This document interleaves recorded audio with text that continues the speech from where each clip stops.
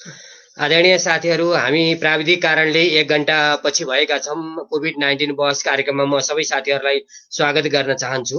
हामीले नियमित रूपले 7 बजीदेखि 8 बजीसम्म चलाउने गरेको यो कार्यक्रम आज प्राविधिक रूपले गडबड भएर 1 घण्टा ढिलो भएको छ।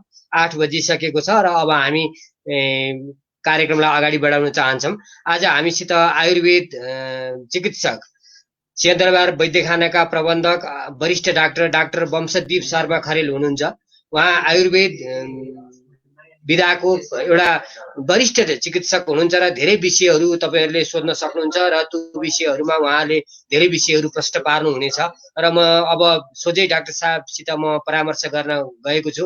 डाक्टर साहब, कार्यक्रममा स्वागत छ। हजुर नमस्कार, धन्यवाद। अनि डाक्टर साहब, यो कोभिड-19 को यो लकडाउन छ, कसरी दिनहरू बिताइरहनु भएको छ, के गरिराख्नु भएको छ? हामी त लकडाउनभरिमा पनि औषधिहरू उत्पादनमै लागिरहेका छौँ। विशेष गरेर अहिले हामी कोभिड सन्दर्भित विभिन्न प्रतिरोधात्मक क्षमताहरू अभिवृद्धि गर्ने खालका जडीबुटीहरूबाट बन्ने हाम्रो सिंहदरबार वैद्यखानाका उत्पादनहरूलाई पहिलाको भन्दा अझ सशक्त रूपमा उत्पादन गर्दै अगाडि बढिरहेका छौँ र यसै गरी हाम्रो समयहरू बितिरहेको छ। म प्रश्नमा जान्छु डाक्टर साहब। हामीसित केही प्रश्नहरू आइसकेका छन्। यस्ता भाइरससँग बच्नको लागि आयुर्वेदले के कस्तो खानपिन गर्न भन्छ भनेर सोध्नुहुन्छ डाक्टर साहब। सुमन यादव। धन्यवाद सुमन यादवजी। हामीले यस्ता प्रतिरोधात्मक क्षमताहरू अभिवृद्धि गर्नको लागि विशेष गरेर सात्विक खानेकुरा भन्छ, सिम्पल खालका खानेकुराहरू जहाँ चाहिँ विभिन्न खालको भेराइटिजहरू पनि होस् र धेरै गरिष्ठ किसिमको हामीले बनाएको खानेकुराहरू नबनाउन्। जस्तो उदाहरणको लागि धेरै फ्राई गरेको तरकारीहरूको सेवन नगर्ने र विभिन्न खालको सागसब्जीहरू, विभिन्न मिश्रित तरकारीहरूमा तरकारीहरूको प्रयोगहरू गर्ने र यथा समयमा खाना खाने, बिहानको समयमा खाना खाने र बेलुकाको समयमा नि राइट टाइममा खाना खाने, अनि राइट टाइममै उठ्ने, राइट टाइममै सुत्ने, प्रोपर निन्द्राहरू पुर्याउने, अनि बिहान सबेरै ब्रह्म मुहुर्त भन्छ, बिहानी पखमा जुन हामी उठेर आफ्ना दैनिक शौच कर्महरू सकिसकेपछि त्यसपछि अनि आफ्ना योगहरू अथवा फिजिकल एक्सर्साइजहरू हामीसँग जे हामी कम्फर्टेबल हुन्छौँ त्यस्तै किसिमको चाहिँ अभ्यासहरू गरिसकेपछि अनि विभिन्न किसिमका हामीलाई आफूलाई मनमा परेको र मनलाई चाहिँ अलिकति नयाँ किसिमको स्फुरण दिने खालका रचनाहरू, लेखहरू अथवा किताबहरू अथवा हामी भजनहरू, गीतहरू जे पनि सुन्न सक्छौँ। यो बेलामा अलिकति हामी स्ट्रेसमा हुन्छौँ र त्यसलाई स्ट्रेस फ्री हुने किसिमले हामीले गर्ने र आफ्नो बिहानको दैनिकी खानापछि अनि दिउँसोको दैनिकी के छ त्यसमा सुरु गर्ने र बेलुका राइट टाइममा सुत्ने। विशेष गरेर यो बेलामा म के अनुरोध गर्छु भने मद्यपान, धुम्रपानहरू टोटली गर्नै हुँदैन, झुकिएर पनि कसैले पनि नगरौँ र सिम्पल खानेकुराहरू जे छ हामीसँग प्राप्त तिनीहरूलाई खाने र विशेष गरेर सबै किसिमका खानेकुराहरू ब्यालेन्स डाइटमा चाहिँ निर्भर हुने खालका खानेकुराहरू खाने र खाँदाखेरि प्रत्येक खानेकुराहरू रोटेसनल्ली खाने, हरेक दिन त्यही खानेकुराहरू नदोहोऱ्यौँ। थोरै खाए पनि हुन्छ तर प्राय एकै किसिमको खानेकुराहरूमा हामी नखाने र त्यस्तै गरेर आफ्नो लाइफलाई चाहिँ एउटा चाहिँ अलिकति आनन्दित र सन्तुष्टिजनक रूपमा अगाडि बढ्ने किसिमले खानेकुराहरू खाने र लाइफस्टाइलहरू अगाडि बढाउने।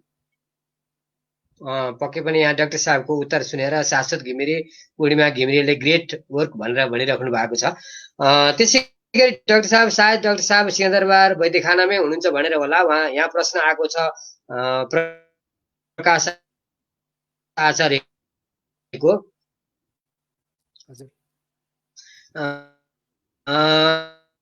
डाक्टर साहब, अहिले कोभिड-19 को लागि हामीले के कस्ता औषधिहरू केही निर्माण अनुसन्धान गरिरहेका छौँ सिंहदरबार वैद्यखानामा भनेर सोध्नुहुन्छ। सिंहदरबार वैद्यखाना आजभन्दा करिब 370 वर्ष अगाडिदेखि नै प्रताप मल्ल राजाको पालादेखि हनुमान ढोकाबाट स्थानान्तरण हुँदै हुँदै गएर अहिले सिंहदरबारको अनामनगर स्थितमा यो चाहिँ विकास समितिको स्तरबाट एकमात्र सरकारी स्वामित्वमा रहेको औषधि आयुर्वेद औषधि उत्पादन गर्ने संस्था हो र यसले आफ्नो जुन परम्परागत तरकिबमा आधारित रहेर शास्त्रीय औषधिहरू निर्माण गर्दै आएको छ र त्यो आधारमा हामीले कोभिड-19 भन्ने त अहिले हामी बिचमा आएको रोग भयो, तथापि यो रोगसँग मिल्दोजुल्दो लाक्षणिक जुन पहिला पनि यस्ता किसिमका विभिन्न फ्लूहरू चाहिँ बेला मौकामा देखा पर्थे र त्यही आधारमा तिनीहरूलाई उपचार गर्न अथवा तिनीहरूबाट प्रतिरोधात्मक क्षमताहरूको अभिवृद्धि होस् भन्ने मनसायगत रूपमा विभिन्न खालका जडीबुटीजन्य मिश्रण भएको औषधिहरू निर्माण हुँदै आएका छन्, जसमा हाम्रा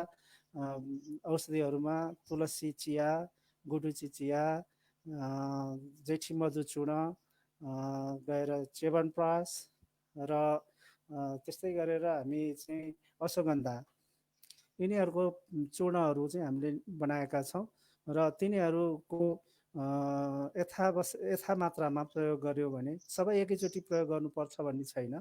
तिनीहरूलाई तीमध्ये जस्तो तुलसी चिया, गुर्जो चियालाई हामीले मिसाएर लिएर चियाको रूपमा बिहानी पखमा खाली पेटमा खायौँ भने धेरै राम्रो हुन्छ र च्यवनप्राश पनि हामी बिहान वा बेलुका आधी चम्चाको दरले हामीले दैनिक रूपमा प्रयोग गऱ्यौँ भने त्यसले हाम्रो इम्युनिटी बुस्टअप पनि हुन्छ र प्रतिरोधात्मक रोगसँग लड्न सक्ने क्षमताको वृद्धि गर्छ। अन्य औषधिहरू जुन छन् हामीबाट उत्पादन हुने सितोपलादी, कासान्तक बटीहरू, लक्ष्मीविलास रसहरू, यो जुन कोभिडसँग आएका लक्षणहरू रुगाखोकी जस्तै खोकीहरू लाग्ने, घाँटीहरूमा सास फेर्न गाह्रो हुने यस्तो अथवा धेरै टाउको दुख्ने यस्तो लक्षणहरू आयो भने त्यस समयमा त्यो लक्षणहरूबाट हामी फुत्कार के अरे त्यसबाट छुट्नको लागि यी औषधिहरू हामी प्रयोग गर्न सक्छौँ त्यो अवस्थाको लागि। हजुर पक्कै पनि डाक्टर साहब। त्यसै गरी हामीलाई प्रकाश तेली सोध्नुहुन्छ, अहिले आयुर्वेद औषधिमा पनि विभिन्न रिसर्च भएको भनिँदैछ अनि भ्याक्सिन बन्दै गरेको भनेर पनि समाचार आएको छ। के कोभिड-19 को लागि हाम्रो नेपालमा र आयुर्वेदसित सम्बन्धित भएर नै भ्याक्सिन बन्दै गरेको हो भनेर सोध्नुहुन्छ? तपाईँले जुन जिज्ञासा राख्नु भएको छ त्यस्तै किसिमले मैले पनि यी कुराहरू जानकारी लिएको छु त्यही हिसाबमा र केही स्थानहरूबाट आयुर्वेद सम्मत जडीबुटीहरूको केही कन्टेन्टहरू लिएर नेपालमा भ्याक्सिनहरू बनाउनको लागि प्रिपरेसनहरू अथवा त्यसको चाहिँ तयारीको अवस्थामा विभिन्न फेजहरूमा कार्यहरू भइरहेको जानकारीहरू आएको छ। त्यस्तै गरेर नास्ट र एनएचआरसी स्वास्थ्य मन्त्रालयको एनएचआरसीले पनि आयुर्वेदका केही औषधिहरूलाई कोभिड-19 को लागि सन्दर्भित लिएर अनुसन्धानको लागि केही जडीबुटीहरूको आधारित औषधिहरूको प्रयोग हुने क्रमहरूमा रहेको छ र अनुसन्धान भइरहेको मैले जानकारी पाएको छु। तथापि अब हामी शुभकामना गरौँ हामीले जुन हाम्रो यी आयुर्वेदजन्य जडीबुटीबाट भएका अनुसन्धानहरूले सार्थकता पाऊँ। मैले डाक्टर साहबलाई यहीँनिर सोध्न खोजेँ, किनभने जुन प्याथोलोजी किसिमको भ्याक्सिनहरू बन्ने क्रमसितकोमा र यो हाम्रो जुन आयुर्वेदिक जडीबुटीसित बन्ने भ्याक्सिनमा अब यसको भिन्नता र यसले लिने समय र यसलाई प्रयोग गर्न पर्ने क्रमहरू चाहिँ नि कसरी निर्धारण हुन्छ? यो किनभने यो आयुर्वेदिक यो हाम्रै आफ्नो पुरानो पद्धति, तर हामी कसैलाई थाहा नभएको पद्धति पनि भएको हुँदा यसलाई अलिकति प्रकाश पारिदिनुहुन्छ कि डाक्टर साहब?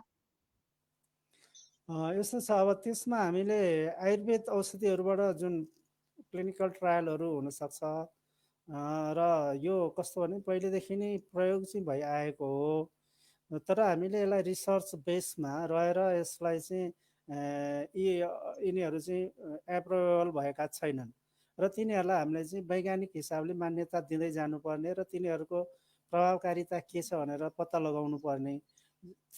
यद्यपि त्यो हाम्रो पहिलेदेखि नै ती सन्दर्भित यस्तै कोभिड जस्तै गरेर अन्यमा प्रयोग हुनुभएको थियो र कोभिडमा चाहिँ यसको प्रभाव रहन सक्छ भन्ने हिसाबमा चाहिँ यिनीहरूको अनुसन्धानहरू भइरहेको छ र यसलाई हामीले यही रूपमा लिनुपर्छ र यो आयुर्वेद र अन्य जुन रिसर्चहरूको कुराहरू छ, आखिर गएर मेटाबोलिक सिस्टमदेखि लिएर सबै कुराहरूमा हामीले व्यापक रूपमा स्टडी गर्नैपर्छ। गरेर अनि लास्टमा कन्क्लुजन चाहिँ सबैको उस्तै निस्किन्छ कि मानव शरीरमा त्यसले कतिको प्रभावकारिता दिन्छ, कति दुष्प्रभावहरू निस्कन्छन् र कति रिस्क हुन्छ र कति साइड इफेक्ट लेस छ भन्ने कुरो चाहिँ अनुसन्धानहरूले देखाउने कुरो हो र त्यही आधारमा हामीले यसलाई मान्ने रूपमा मान्यता दिँदै जानुपर्छ। यद्यपि हाम्रो भनाइ के छ भनेदेखि डाइरेक्ट केमिकलहरूबाट हुने रासायनिक जुन इन्टरेक्सनहरू हुन्छ र वनस्पतिजन्य चिजबाट जुन हामीले लिएको इलिमेन्टहरू छ तिनीहरूको चाहिँ रासायनिक प्रतिक्रियाहरू चाहिँ केही सन्दर्भमा मोर सेफ हुनसक्छ भन्ने मान्यता चाहिँ रहिआएको छ। यद्यपि यसलाई चाहिँ अनुसन्धानले आफ्नो हिसाबले प्रमाणित गर्न सक्छ। त्यसै गरी निमेष सोध्नुहुन्छ, नेपाललाई जडीबुटी नै जडीबुटीको देश भनिन्छ, हामी के आर्थिक रूपले पनि सबल हुन सकिने परिस्थिति हो? अर्थात् हाम्रा कति किसिमका जडीबुटी पाइन्छन् र त्यो कुन कुन क्षेत्रमा कसरी कसरी हामीले चिन्न सक्छौँ भनेर सोध्नुहुन्छ। निमेशजी, हाम्रो जडीबुटी सम्बन्धी र आयुर्वेदमा वर्णन भएका विभिन्न किसिमका औषधिजन्य पदार्थहरू जसमा चाहिँ प्लान्ट पनि हुनसक्छ, मेटल पनि हुनसक्छ, यी चिजहरूलाई हामीले प्रयोग गर्दै आएका थियौँ र तिनीहरू चाहिँ हाम्रा विभिन्न नेपालको विभिन्न स्थानहरूमा प्राप्तहरू हुन्छन्। त्यसै गरेर जडीबुटीको हकमा भौगोलिक हिसाबले हिमाली क्षेत्र, पहाडी क्षेत्र र तराई क्षेत्र यसरी 3 क्षेत्रको हाम्रो चाहिँ बडा राम्रो किसिमको बायोडाइभर्सिटी छ, भौगोलिक स्थिति छ हामीसँग, जसले गर्दाखेरि हामीसँग तिनै क्षेत्रमा पाउने जडीबुटीहरू हामीले उपलब्ध गर्न सक्छौँ र अहिलेसम्मको अनुसन्धानले एक्ज्याक्टली यति नै हामीसँग जडीबुटीहरू छन् भनेर यकिन नगरे तापनि 1100 भन्दा बढी चाहिँ जडीबुटीजन्य पदार्थहरू नेपालमा पाइन्छ भन्ने भनाइहरू छ र यसमा पनि हाम्रो देशमा पाउने हिमाली क्षेत्रमा पाउने जडीबुटी एकको प्रभावकारिता एकदमै राम्रोसँग छ भन्ने कुरो पनि मान्यता राखिन्छ र सँगसँगै आयुर्वेदको सम्मत कुराहरूबाट भन्ने हो भने आयुर्वेदले के भन्छ भने जति हिमाली क्षेत्रहरू, जति उच्च क्षेत्र, पहाडी क्षेत्र अथवा हिमाली क्षेत्रमा पाइएको जडीबुटीहरू छ त्यसको प्रभावकारिता चाहिँ अन्य क्षेत्रको भन्दा बढी छ भनेर मान्यता राख्दछ। त्यसै गरेर कतिपय जडीबुटीहरू चाहिँ तराई क्षेत्रमा मात्र पनि पाउँछ र कति चाहिँ मध्य पहाडी क्षेत्रमा पाउँछन् र तिनीहरूको विस्तृत अध्ययन गरेर र सँगसँगै अहिलेसम्म हामीले उपलब्ध गरिरहेको जडीबुटीहरूबाट हामी आत्मनिर्भर मात्र हुने होइन, नेपालमा जलस्रोत पछिको पर्यटन पछिको जडीबुटी हुन सक्छ र यसको सम्भावना निकै छ र यो चाहिँ एउटा राष्ट्रिय रूपमै हामीले यसलाई अगाडि बढाउन सक्यौँ, एउटा राष्ट्रिय नीतिकै रूपमा अगाडि बढाउन सक्यौँ भने जडीबुटीबाट मात्र पनि हाम्रो देश आत्मनिर्भर रहन सक्छ, यसमा दुई मत छैन। पक्कै पनि एकदमै सुखद कुरा डाक्टर साहबले बताउनु भयो, किनभने यहाँ एक किसिमले प्रमुखका रूपले सिंहदरबार वैद्यखानामा बसिएको छ, थुप्रा औषधिहरू बनेका छन् र थुप्रा ती औषधि बनाउने कच्चा पदार्थहरू सायद यही हाम्रै माटो, हाम्रै हिमाल पहाड तराईबाटै चाहिँ नि ल्याइएको छ होला र ती प्रयोग गर्नु र ती प्रयोग गरेर तिनले एक त स्वस्थ पनि बन्न सकिने भयो र त्यो जुन किसिमका जडीबुटी छन् त्यसले आर्थिक रूपले यो आर्थिक विकरालतालाई पनि डाक्टर साहबले एक किसिमले सम्बोधन गर्नुभयो भन्ने लाग्छ। म दर्शक साथीहरूलाई यो कुरो सुनाइरहेको छु। त्यसै गरी हुन त अहिले डाक्टर साहबले भनि पनि सक्नु भएको प्रश्न फेरि यहाँ दोहोरिएको छ, त्यही पनि म सोध्छु डाक्टर साहबलाई, त्यसलाई छोटो भनिदिनु भयो हुन्छ। डाक्टर साहबले शुभ कार्की भन्नुहुन्छ, कोभिड-19 को लागि इम्युनिटी पावर बढाउन के औषधि खानुपर्छ, हाम्रो सिंहदरबारबाट बनेका यी औषधि हुन् भनेर बताइदिनुहोस् न डाक्टर साहब भन्नुहुन्छ शुभ कार्की। धन्यवाद सोझी। हामीबाट उत्पादन भएका औषधिहरूमा तुलसी चिया, गुडुची चिया, जेठी मधु, सितोपला च्यवनप्रास र आमलकी चूर्ण, अश्वगन्धा चूर्ण यिनीहरू छन् र सँगसँगै अरू पनि छन्। तथापि यो कोभिड-19सँग विशेष गरेर यी औषधिहरूको प्रभावकारिता पनि छ र रोधात्मक क्षमता हाम्रो शरीरमा चाहिँ अभिवृद्धि गर्नको लागि यिनीहरू चाहिँ प्रमुख भूमिका दिन सक्छन् र यिनीहरूमध्ये मैले यसभन्दा अगाडि पनि यो कुरो राखेको छु। यीमध्ये सबै एकैचोटि खानुपर्छ भन्ने छैन। तुलसी चिया र गुठीची चिया हामीले सामान्य रूपमा सधैँ पिउने गरौँ। अब बाँकी रह्यो हामीसँग जे एभाइलेबल छ तिनीहरूलाई चाहिँ हामीले आफ्नो आफ्नो प्रयोग गर्न सम्भाव्यताको अनुसार प्रयोग गर्दै जाउँ। र अर्को कुरो पनि म यहाँलाई के अनुरोध गर्छु भने यी त औद्योगिक रूपमा उत्पादन भएका जडीबुटीहरू भए र हाम्रो गाउँघरमै पाउने पनि, जस्तो तुलसी हाम्रो गाउँघरमा पाउन सक्छ, गुर्जो गाउँघरमा पाउँछ, असुरो पाउँछ, जेठी मधु पाउँछ, त्यस्तै गरेर विभिन्न किसिमको अब मसलामा प्रयोग हुने टिमुर भयो, कालो जिराहरू भयो, सुठो, पिपली, मरिच, यिनीहरूलाई चाहिँ हामीले चियाको रूपमा थोरै मात्रामा राखेर तिनीहरूलाई चाहिँ हामीले क्वाथको रूपमा भन्छौँ। त्यो चिया जस्तै गरी पकाएर करिब 1 लिटर पानीमा हामीले राखेर बनायौँ भने सकिन्छ आधा लिटर जति सुकाउने, आधा लिटर जति बाँकी राख्ने र त्यसलाई हामीले चाहिँ चिया ग्लासले 1/4 लिएर आधा ग्लासको रूपमा चाहिँ दैनिक रूपमा हामीले आफ्नो उमेर अनुसार प्रयोग गर्न सक्छौँ र यिनीहरूले पनि हाम्रो व्याधि क्षमता बढाउन सक्छ। मैले यो कुरो किन राखेँ भने सबै ठाउँमा यो बेलामा अहिलेको ट्रान्सपोर्टेसनदेखि लिएर सबै कुराले चाहिँ हाम्रा औषधिहरू त्यहाँ पहुँचमा नपुग्न पनि सक्छन्। त्यस्तो ठाउँको लागि ती स्थानमा रहेका हाम्रा दाजुभाइ दिदीबहिनीहरूलाई यो मैले दिएको क्ल्युले केही सहायक पनि बन्न सकोस् भन्ने हिसाबमा मैले यो अवधारणा राखेको छु। यदि अब च्यवनप्रास छैन भने हामीले अमलाको सुकेको अमलाको धुलो दिनमा 1 चम्चा पानीमा फिटेर पिउँदा पनि बेटर हुन्छ। किनकि आखिर च्यवनप्रासमा पनि त्यही अमला राखेर हामीले बनाएका छौँ। यद्यपि त्यसमा विभिन्न इन्ग्रेडियन्टहरू छन्, त्यो अर्को पाटो भयो। तर पनि त्यो अहिले जुन यसको बेलामा भिटामिन सी को चाहिँ महत्त्व छ भनेर रिसर्चहरूले बताइरहेको छ, त्यस कारण हामीले यसरी पनि प्रयोग गर्न सक्छौँ भन्ने मेरो अवधारणा हो।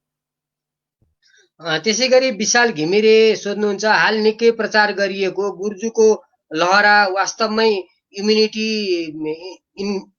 इन्करेज गर्न हेल्प गर्छ र भन्नुभएको छ। पक्कै पनि अहिले डाक्टर साहबले पनि भन्नुभएको छ।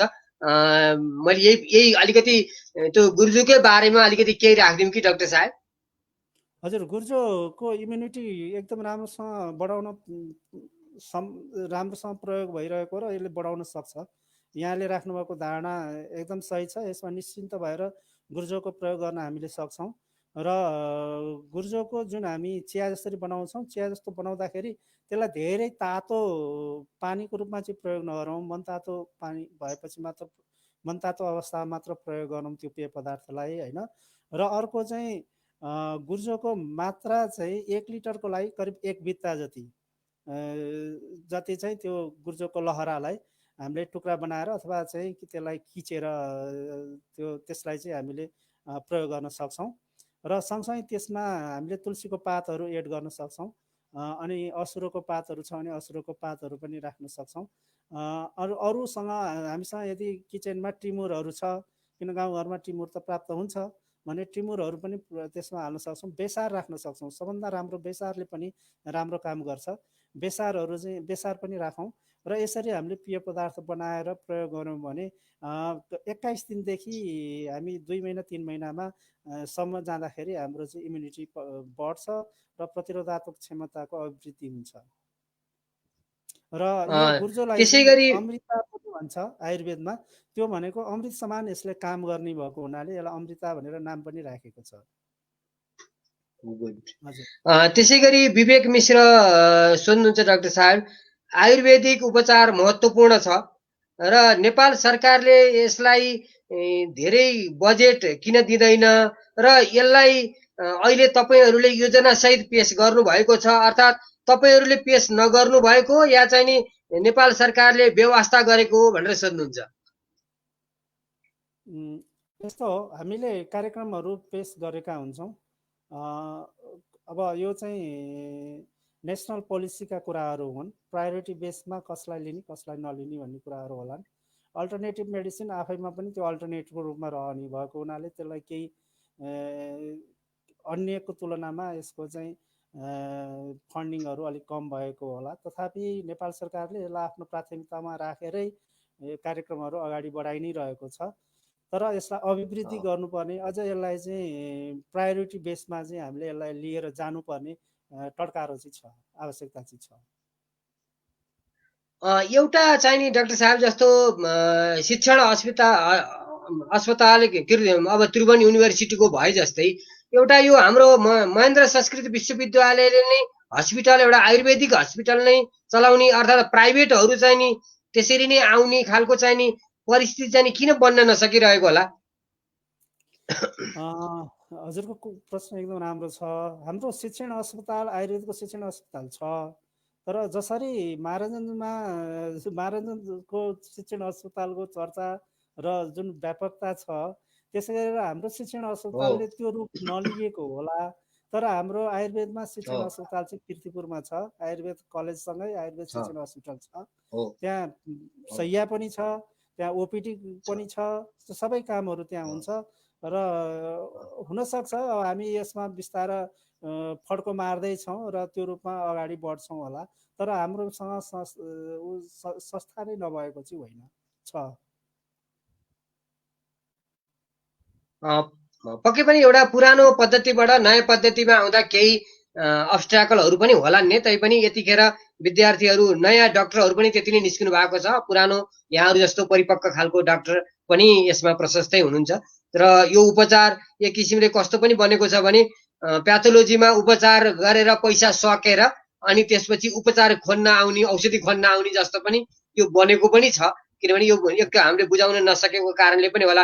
र मैले अर्को डाक्टर साहबले यसैमा जोडेका थिएँ, प्राइभेटहरू चाहिँ नि यसमा अलि प्रोत्साहित हुन त आएका छन्, तर पनि प्राकृतिक उपचारका रूपले चाहिँ नि आइपुगे। तर आयुर्वेद नै उपचारका लागि भनेर चाहिँ नि हस्पिटल नै खोल्ने किसिमले कति आएका छन् र कस्तो छ डाक्टर साहब यसको अवस्था? हस्पिटल पनि पहिलाको तुलनामा हस्पिटलहरू पनि खुलेका चाहिँ छन्। अब यिनीहरूको अलिकति व्यवस्थापकीय रूपमा अझ सुदृढ हुँदै जानुपर्ने आवश्यकता छ। तर जुन आजभन्दा एक दशक अगाडिको स्थितिहरूभन्दा क्रमशः परिवर्तन चाहिँ भएको छ। आयुर्वेद हस्पिटलहरू पनि क्रमशः खोल्दै गएका छन् र यसका उच्चस्तरीय जनशक्तिहरू पनि अब पहिलेको तुलनामा धेरै नै निस्कँदै जानुभएको छ, उहाँहरू पनि उत्पादन हुँदै जानुभएको छ। त्यसले गर्दाखेरि अब जब कुनै पनि विषयको विज्ञहरू अथवा उच्चस्तरीय जनशक्तिहरू उत्पादन हुँदै जान्छन्, अनि त्यसपछि त्यो सम्बन्धित संस्थाहरूको पनि अभिवृद्धि हुँदै जान्छ र विकास बढ्दै जान्छ। अब त्यो हिसाबमा अबको एक हात 2 वर्षपछि यो स्थिति अझ अगाडि बढ्छ र हजुरले राखेको जिज्ञासा चाहिँ समाधान हुन्छ। त्यो अवस्थामा आयुर्वेद हस्पिटलहरू, आयुर्वेदका चाहिँ जुन पहिलेको भन्दा अहिले अलिकति परिवर्तित रूपमा र योभन्दा अझ राम्रो रूपमा अगाडि बढ्छ भन्ने विश्वास लिन सक्ने ठाउँहरू, आधारहरू बन्दै गएका छन्। त्यसै गरी प्रकाश पाण्डे सोध्नुहुन्छ डाक्टर साहब, कोभिड-19को लकडाउनले मानसिक मनस्थिति नै बिगार्ला जस्तो भयो, यसका लागि कुनै आयुर्वेदिक औषधिहरू सेवन गर्ने त्यस्तो केही छ डाक्टर साहब भनेर सोध्नुहुन्छ। उहाँको प्रश्नको लागि धेरै धेरै धन्यवाद। र म दुईटा कुरो यहाँलाई राख्न चाहन्छु। एउटा, हामी औषधिमा पनि सेवन पनि गरौँ र सँगसँगै हाम्रो दैनिक जुन चर्या छ त्यसलाई चाहिँ हामीले विशेष गरेर योगा र ध्यान, यो पनि आयुर्वेदकै एउटा पाटो हो। र यो हामीले यो कहिले पनि भुल्नु हुँदैन कि योग र ध्यान भनेको जुन महर्षि पतञ्जलि, उहाँ आयुर्वेदकै विद्यार्थी हो र उहाँले नै सुरुवात गर्नुभएको हो। त्यो भएको हुनाले योग र ध्यानलाई पनि हामीले नियमितता दिउँ, जसले गर्दाखेरि मानसिक रूपमा, शारीरिक रूपमा हामी स्वस्थ बनाउँ। र अब रह्यो औषधिको प्रयोगको लागि र खानपान, मैले भने कि यस्तो बेलामा एकदम टेन्सन भयो, स्ट्रेस भयो, अब चाहिँ म रिलिफ हुन चाहन्छु भनेर मद्यपान वा धुम्रपान चाहिँ हामीले बिल्कुलै गर्दै नगरौँ। त्यो एकदमै घातक हुनसक्छ यो बेलामा। र अर्को, आयुर्वेदमा हाम्रो जुन अघि मैले लिएका औषधिहरूको प्रयोग पनि गरौँ र धेरै नै यहाँलाई निन्द्राबाट डिस्टर्ब छ भने अश्वगन्धालाई यहाँले बेलुका सुत्नुभन्दा अगाडि मनतातो दुधसँग आधा चम्चादेखि 1 चम्चा प्रयोग गर्न सक्नुहुन्छ, जसले यहाँलाई यसकोबाट समस्याको समाधान हुन्छ। त्यसै गरी कृष्ण प्रेमी सोध्नुहुन्छ, म नियमित हिँडुल गर्ने मानिस हुँ, अहिले लकडाउनले थुनामा छु, शरीर दुख्ने, शुद्ध राम्रो निन्द्रा नपर्ने, छटपटी हुने, भएको छ, यसको लागि के गर्ने होला डाक्टर साहेब भन्नुहुन्छ?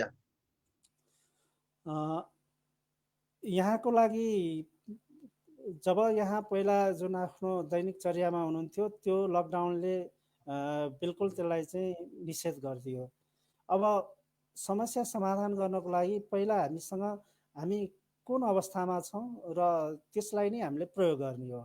हामीसँग कोठो छ अथवा आँगन छ भने आँगनमा हामी चाहिँ अथवा कम्पाउन्डभित्र हामी चाहिँ मुभ गर्ने, शरीरलाई चाहिँ वार्म अप गराउने, दौडिने अथवा चाहिँ हल्का वाकिङ गर्ने होइन, त्यो सम्भव छैन। हामी कोठामा छौँ भनेदेखि कोठामा नै हामीले योगका विभिन्न व्यायामहरू छन्, त्यसले चाहिँ हाम्रो शरीरलाई चाहिँ तताउनेदेखि लिएर शरीरलाई ऊर्जा दिनेदेखि लिएर शरीरलाई चाहिँ व्यवस्थित रूपमा चाहिँ योगले चाहिँ शरीरलाई चाहिँ आफ्नो व्यायाम हठ योगदेखि लिएर व्यायाम गराउँदै लगेर अनि प्राणायाम र ध्यानमा अनुलोम विलोम गरेर शरीरलाई चाहिँ स्वस्थ बनाउन मद्दत गर्छ, जुन हामी एउटा कोठाकै परिधिभित्र रहेर पनि गर्न सक्छौँ।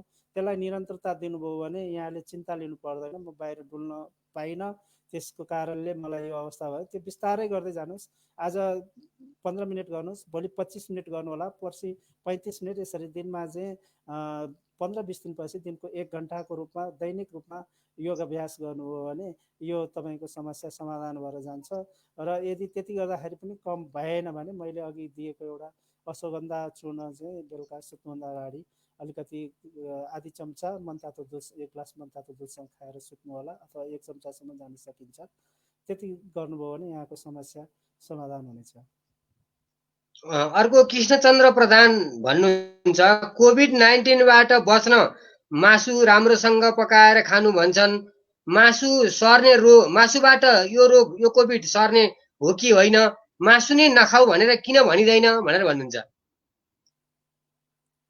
यस्तो छ, हाम्रो शरीरलाई विभिन्न किसिमका तत्त्वहरूको आवश्यकता पर्छ र जसमा अब हामी मासुजन्य पदार्थहरूको प्रयोग हामीले पहिलेदेखि गरिआएका छौँ भने उहाँहरूलाई ती पदार्थहरूलाई चाहिँ सेवन नगर्नुहोस् भनेर हामीले सल्लाह दिन सक्दैनौँ।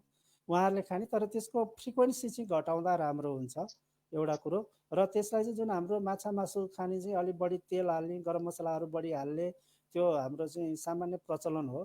त्यो प्रचलनलाई चाहिँ हामीले कम गर्नुपर्छ र सामान्य तेलहरूको भुटन राखेर सामान्य किसिमको सादा मसलाहरू राखेर र परिपक्व रूपमा पकाएर खाने। त्यो जुन काँचो रूपमा अथवा भनौँ न काँचै रूपमा बनाउने परिकारहरू बनाएर नखाउँ, यसलाई चाहिँ राम्रोसँग पकाएर खाउँ। र मासुहरू बजारबाट ल्याउँदाखेरि पनि हामी डाइरेक्ट इन्भल्भ नहौँ। त्यसलाई चाहिँ जुन सामान ल्याएका छौँ त्यसलाई चाहिँ हामीले राम्रोसँग व्यवस्थित रूपमा पकाउने, किचनसम्म पुर्याउने र हात चाहिँ साबुन पानीले राम्रोसँग धुन कहिले पनि नबिर्स्यौँ। र किनभने यो कोभिड-19को जुन भाइरस छ बहुत सेन्सिटिभ छ र अन्य भाइरसभन्दा यसको चाहिँ प्रकृति हेर्दाखेरि यो चाहिँ छोयो कि यसले चाहिँ बितायो भने जस्तो खालको यसको लक्षण भएको हुनाले हुन त त्यसमा विभिन्न अनुसन्धान भएको छ, त्यो भाइरल लोड कति पुग्यो भने यो रोग लाग्ने, कति नपुग्यो नलाग्ने, या आदि इत्यादि कुराहरू छन्। तथापि अब यसलाई हामीले के सम्झनुपर्छ भने हामीले यसलाई प्रयोग गर्ने जुन विधि छ त्यो प्रयोग गर्दाखेरि मासुहरू हामीले पकाउँदाखेरि तिनीहरूलाई चाहिँ अलिकति सुरक्षित रूपमा पकाउँ र अन्य बेलाको भन्दा कम खाउँ, अनुरोध त्यही हो। र जसले खानु भएको छैन, जो मांसाहारी हुनुहुन्न, उहाँहरूले त समस्या रहेन। जो मांसाहारी हुनुहुन्छ, शरीरलाई एकैचोटि दिइरहेको न्युट्रिसनलाई ब्लक गर्न चाहिँ भएन, तर यसलाई चाहिँ कम प्रायोरिटीमा राखेर खानलाई सकिन्छ, खानलाई मिल्छ। जसले गर्दाखेरि यदि खाएन भने पनि फेरि त्यसले नकारात्मक रिजल्टहरू दिन सक्छ। शरीरलाई तागत दिनको लागि पनि खानुपर्ने आवश्यकता छ, खान मिल्छ। हामी लगभग कार्यक्रमको अन्तिमतिर आइपुगिसकेका छौँ। यहाँ हाम्रो 29 मिनट 8 सेकेन्ड भइसकेको छ हामी डाक्टर साहबसित संवादमा रहेको। डाक्टर साहब, यतिखेर हाम्रो सिंहदरबार वैद्यखानामा औषधिहरू बन्ने क्रम निरन्तर चलिरहेको छ, अर्थात् यो लकडाउनले रोकिएको छ, अर्थात् हामीसित अब औषधि बनाउनको लागि कच्चा पदार्थहरू कति छ र हामीसित बजेटको अवस्था पनि कस्तो छ, अलिकति त्यो पनि दर्शकहरूलाई भनिदिउँ न डाक्टर साहब। हामीसँग बजेटको अवस्था चाहिँ हामी जुन पहिलेदेखि नै उत्पादन गरिआएको सम्मको उत्पादन गर्नको लागि चाहिँ हामीसँग बजेट पर्याप्त रूपमै छ। तर अब अहिलेको परिस्थितिले विशेष गरेर यही सम्बन्धी हामीले उत्पादनलाई बढी जोड दिएर उत्पादन बढाउनु पर्ने अवस्था छ। र अहिले लकडाउनको बेलामा पनि हामी टोटली लकडाउनमा त्यही 5-7 दिन हामी अलिकति डिस्टर्ब भयौँला सुरुवाती दिनहरूमा। त्यसबाहेक हामीले हरेक दिन चाहिँ हामीले औषधिहरू उत्पादन गरिरहेका छौँ र अहिले पनि हामी औषधि उत्पादन निरन्तर रूपमा गरिरहेका छौँ र हामी दिनमा 2-3टा औषधिहरू हामीले उत्पादन गरेकै छौँ र सिड्युलली हामी उत्पादनमा गइरहेका छौँ। अब हजुरले राखेको एउटा जुन जिज्ञासा थियो त्यो कच्चा पदार्थ चाहिँ अहिले हामीलाई कठिनाइ भएको छ। यो किनभने अब यो कच्चा पदार्थको सप्लाई चाहिँ हामी भेन्डर थ्रो लिन्छौँ। हाम्रा आपूर्तिकर्ताहरू जो हामीले सार्वजनिक खरिद अनुसार ठेकापट्टाबाट लिएका हुन्छौँ र उहाँहरूलाई पनि आफ्नो सोर्समा पुग्न सक्ने अहिलेको अवस्था नरहेको हुनाले त्यो अलिकति हामीलाई अप्ठ्यारो चाहिँ भइरहेको छ। र अझ यो हाम्रो चाहिँ डिमान्डेड पनि भयो। फेरि अब तुलसीहरू यिनीहरूको चाहिँ यो अहिले के रहेछ भने सिजनको चाहिँ अलिकति अफ सिजन भन्दो रहेछ। यो चाहिँ अहिले तुलसी लगाउने बेला रहेछ र त्यसले गर्दाखेरि हामीलाई तुलसीहरूको चाहिँ एकदमै डिमान्डहरू छ। गुर्जोको डिमान्ड छ हामीसँग र यी चिजहरू चाहिँ हामीलाई पर्याप्त रूपमा प्राप्त चाहिँ नभएकै हो। र यदि म यहाँ मार्फत र यो अहिले मैले जुन मलाई एउटा लाइभ अपर्च्युनिटी मार्फत पनि भयो, मलाई चाहिँ यदि त्यस्तो किसिमको र पदार्थहरू कच्चा पदार्थहरू यदि छ कसैको उसमा चाहिँ सम्पर्कमा छ भने मलाई सूचना गरिदिनु भयो भने म आभारी हुने थिएँ। मलाई पनि सहज रूपमा ती उत्पादनहरू लिएर यहाँहरू नै समक्ष आउनलाई सजिलो हुने थियो। म सबै दाजुभाइ दिदीबहिनीलाई आह्वान पनि गर्छु, यदि त्यस्तो कच्चा पदार्थहरू तुलसी गुर्जोहरूको कच्चा पदार्थहरू पाइन्छन् भने उपलब्ध गर्ने ठाउँहरूमा मलाई एसिस्ट गराइदिनुहोस्। म यसलाई चाहिँ आह्वान पनि गर्न चाहन्छु। त्यसै गरी दीपक घिमिरे प्रश्न सोध्नुहुन्छ डाक्टर साहब, बेसार पानी खाली पेटमा खानु भन्छन्, यो ठिक हो कि होइन? खास कति परिमाण खानुपर्छ डाक्टर साहब भन्नुहुन्छ? बेसार पानी खाली पेटमा खाने हो र बेसार चाहिँ आधी चम्चा 1 ग्लास मनतातो दुधसँग खाए पनि हुन्छ र मनतातो पानीसँग खाए पनि हुन्छ र एकैचोटि बढी मात्रामा बेसार नखानु होला र आधा चम्चादेखि 1 चम्चा यसको छ। र कहिलेकाहीँ चाहिँ यदि हामी अलिकति सिभियरिटी कुनै प्रब्लममा छ भने 1/4 पनि हामीले प्रयोग गर्न सक्छौँ। नियमित रूपमा प्रयोग गर्दाखेरि 1/4देखि आधा चम्चासम्म चाहिँ पर्याप्त हुन्छ। र यसलाई यदि हामीले पेय पदार्थमा प्रयोग गर्छौँ भने त अब कति 1 लिटरको लागि आधा चम्चा एनफ हुन्छ, प्रशस्त हुन्छ। अब अन्त्यमा डाक्टर साहब यहाँले मैले सोध्न नसकेको अर्थात् मैले सोध्न छुटाएका कुराहरू यहाँ केही भन्न चाहनुहुन्छ डाक्टर साहब? हजुरबाट प्राय सबै कुराहरू आएको छ र सम्बन्धित प्रश्नकर्ताहरूलाई पनि मेरो धेरै धेरै धन्यवाद छ। उहाँहरूले मैले कतिपय नदेखेका कुराहरू पनि उहाँहरूले देखाइदिनु भएको छ र मलाई सम्झाइदिनु भएको छ र कतिपय कुराहरू गर्नलाई मलाई औषधि उत्पादन सम्बन्धीमा प्रोत्साहन पनि दिइदिनु भयो। उहाँहरू सबैलाई मेरो धन्यवाद छ र म यो बेलामा हामी धैर्यता नगुमाउँ, धैर्यताको साथ हामीले आफूले गर्नुपर्ने जुन दैनिकी छ त्यसलाई हामीले निरन्तर रूपमा अगाडि लिएर जाउँ र सबभन्दा अहिले WHO ले दिएको मोटो जहाँबाट आए पनि कुनै पनि नयाँ काम गरिसकेपछि साबुन पानीले मिची हात धुने भन्ने एउटा चाहिँ कम्तीमा पनि 20 सेकेन्डको दरले हात धुने भन्ने स्लोगनलाई कहिले पनि नबिर्सौँ। त्यसलाई हामीले एकदमै पालना गरौँ र मास्कको उचित प्रयोग गरौँ र अब सम्भवतः लकडाउन खुकुलो हुने कुरोहरू पनि आइरहेछ बिचमा। यदि त्यस्तो स्थिति आएछ भने हामी सोसियल डिस्टेन्सलाई एकदमै पालना गरौँ, किनभने रोगले आफ्नो भन्दैन, आफन्त भन्दैन, नजिक भन्दैन। त्यो हिसाबमा पनि हामी सबैसँग चाहिँ सतर्क भएर आफ्नो हिसाबमा चाहिँ डिस्टेन्स कायम गरौँ। काम गर्नुपर्ने अवस्था आएछ भने पनि कामहरूलाई निरन्तरता दिउँ र आफूले गर्नुपर्ने सेनिटाइजरको प्रयोग, हात धुने कुराहरूदेखि लिएर अनि सबभन्दा रिस्क कुरो भनेको हात मुखमा कहिले पनि नपुर्याउँ। छातीभन्दा माथि हातलाई नै बानी नै त्यागिदिउँ। त्यो गऱ्यौँ भनेदेखि हामी मोर देन 70-80% हामी सेफ हुन्छौँ। र त्यो सँगसँगै आयुर्वेदका विभिन्न औषधिहरू छन्, ती औषधिहरू प्रयोग गर्नुहोला। र यहाँहरूलाई कुनै कठिनाइ भयो भने मेरो मोबाइल नम्बर 9851060934 छ।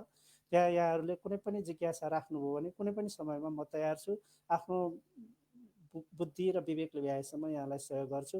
आयुर्वेद औषधि प्रयोग गर्नुहोस्। यसले व्याधि क्षमताको लागि, व्याधि क्षमता अभिवृद्धिको लागि, प्रतिरोधात्मक क्षमता अभिवृद्धिको लागि एकदमै राम्रो रोल गर्न सक्छ, राम्रो भूमिका दिन सक्छ। यसलाई निश्चिन्त भएर प्रयोग गर्दै जानुहोस्।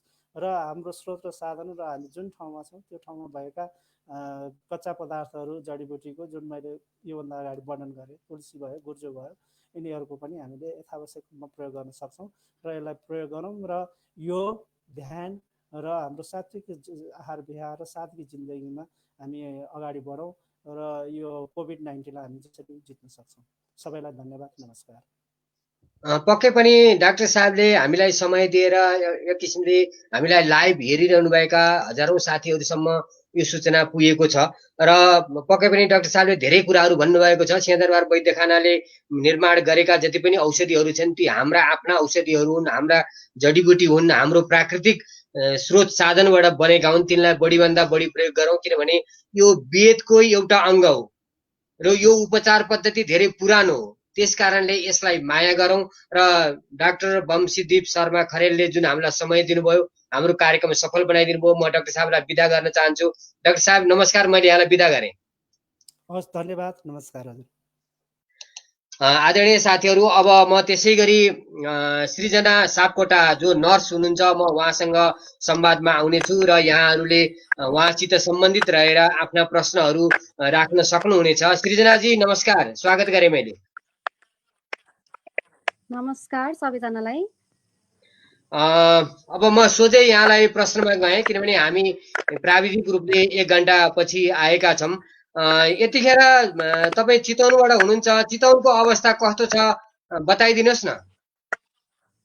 चितवनको अवस्था भन्नुपर्दा चाहिँ अहिले कोरोनाको सङ्क्रमण चाहिँ बढ्दो क्रममा रहेको छ।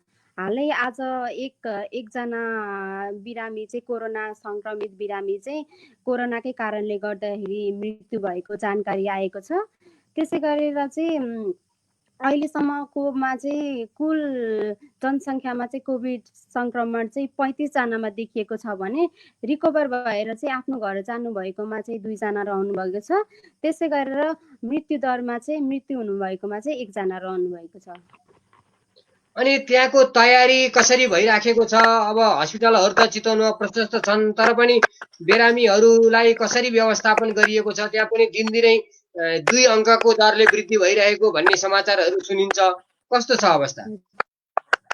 अवस्था भन्नुपर्दा चाहिँ अहिले चाहिँ एकदम कोरोनाको सङ्क्रमण बढ्दो क्रममा रहेको भएर चाहिँ मानिसहरू चाहिँ एकदम त्रसित हुनुहुन्छ होइन। अब अहिलेसम्म त सङ्क्रमण मात्रै देखेको थियो, त्यसै गरेर हालै हिजोदेखि आजमा चाहिँ सङ्क्रमण चाहिँ बढ्दो क्रममा देखिएको छ। अनि बढ्दो क्रममा देखिए पनि मृत्यु दर पनि देखेको भएर चाहिँ यहाँ जनसङ्ख्यामा चाहिँ एकदम त्रसित चाहिँ देखिनु भएको छ होइन। अनि त्यसै गरेर व्यवस्थापनको कुरा गर्नु पाटोमा जानु पर्दाखेरि चाहिँ यहाँ चाहिँ अब कोभिड-19 को लागि चाहिँ छुट्टै अस्थायी हस्पिटलको सञ्चालन भएको छ, जसमा चाहिँ अब आइसियुको चाहिँ 8वटा बेड रहेको छ भने चाहिँ आइसोलेसन भनेर छुट्टै पनि रहेको छ होइन। त्यसमा चाहिँ अब एकदमै धेरै बिरामी चाहिँ एकदम जटिल हुनुभयो भने आइसियुमा एडमिसन गर्ने, त्यसै गरेर सामान्य रूपमा रहनुभएको छ भने पोजिटिभ केस तर सामान्यमा हुनुभएको छ भने चाहिँ उहाँहरूलाई चाहिँ आइसोलेसन गरेर चाहिँ व्यवस्थापन गरेको चाहिँ छ। त्यसै गरी अब म प्रश्नमा आएँ। निमिषा सोध्नुहुन्छ, एउटा नर्सले कोभिड-19 को बिरामी र अन्य बिरामीहरूलाई हेरविचार गर्दा कस्तो किसिमले गर्नुपर्छ? प्रश्नको लागि धेरै धेरै धन्यवाद। एकदम राम्रो प्रश्न सोध्नु भएको छ उहाँले। अब जस्तै अन्य बिरामीहरू हेर्दाखेरि चाहिँ सामान्य चाहिँ अब हामीले चाहिँ उहाँहरूलाई चाहिँ अब बिहानदेखि बेलुकासम्म चाहिँ हेर्दाखेरि चाहिँ अब बिहानमा मर्निङ केयरहरू लिएर सबै गरिन्छ। त्यो त हामीले अर्को कोरोना बिरामीमा नि गरिन्छ। तर हामी चाहिँ यो अरू बिरामी जस्तै मधुमेहको बिरामी हुनुभयो, अनि त्यसै गरेर चाहिँ अब उच्च रक्तचाप हाइपरटेन्सनको बिरामीहरू हुनुभयो, युरिक एसिडको बिरामीहरूलाई चाहिँ हामीले चाहिँ केयर दिँदाखेरि, ख्याल राख्दाखेरि नर्सको रूपमा हामीले चाहिँ केयर दिँदाखेरि चाहिँ अब कसरी डाइरेक्ट चाहिँ हामी कन्ट्याक्टमा रहेर चाहिँ दिन्छौँ। त्यसमा चाहिँ हामीलाई केही जटिलता आउला, हामीलाई त्यो रोग सर्ला भनेर चाहिँ हामीलाई चाहिँ त्यसको चाहिँ अनुभूति हुँदैन। तर चाहिँ यो कोभिड-19 जुन सर्टेन टाइममा चाहिँ धेरै केसेसहरू देखिएको छ अहिलेको सर्टेन टाइममा, यो वर्ल्ड वाइड नै होइन, त्यसमा चाहिँ के हुन्छ भने चाहिँ नर्स पहिले सुरु आफू नै पेसेन्टसँग जानमा चाहिँ एकदम त्रसित नै हुनुहुन्छ होइन। त्यसै गरेर चाहिँ केयर दिन जाँदाखेरि पनि अब जस्तै अरू सामान्य बिरामीलाई, जस्तै सामान्य त भन्न मिलेन, उहाँ पनि अब दीर्घकालीन रोगहरूको बिरामीहरूलाई जाँदाखेरि चाहिँ अब हामीले चाहिँ पिपिई जस्ता होइन प्रोटेक्टिभ ब्यारियरहरू चाहिँ युज गर्न पर्थेन भने चाहिँ अब कोरोना बिरामीहरूसँग चाहिँ हामी डाइरेक्टली चाहिँ केयरहरू गर्न जाँदाखेरि चाहिँ हामीले चाहिँ अब प्रोटेक्टिभ इक्विपमेन्टहरू चाहिँ युज गरेर मात्रै हामी कन्ट्याक्टमा हुनुपर्छ, जसले गर्दाखेरि चाहिँ हामीलाई चाहिँ त्यो कोभिड-19 चाहिँ सर्नबाट चाहिँ रोकथाम होस् होइन। जसले गर्दा चाहिँ अन्य बिरामीहरूलाई अब अन्य समुदायमा गएर नि अब नर्सहरू गएर बसेका हुन्छन्, त्यो समुदायमा चाहिँ त्यो फैलिनबाट रोकथाम होस् भनेर। त्यसै कारणले चाहिँ के हुन्छ भने तुलनात्मक रूपमा चाहिँ हामीले भन्नु पर्दाखेरि चाहिँ सामान्य अब मधुमेहको बिरामी भयो, त्यसै गरेर प्रेसरको बिरामी भयो, उहाँलाई केयर गर्नुमा र यो कोभिड-19 को बिरामीलाई केयर गर्नुमा चाहिँ धेरै फरक जस्तो चाहिँ मलाई लाग्छ है। अब यो सिर्जना सोध्नुहुन्छ, कोभिड-19 परीक्षणमा डाक्टरले के गर्छन् र नर्सले के गर्छन्? एकदम राम्रो प्रश्न सोध्नुभयो, उहाँलाई प्रश्नको लागि धन्यवाद।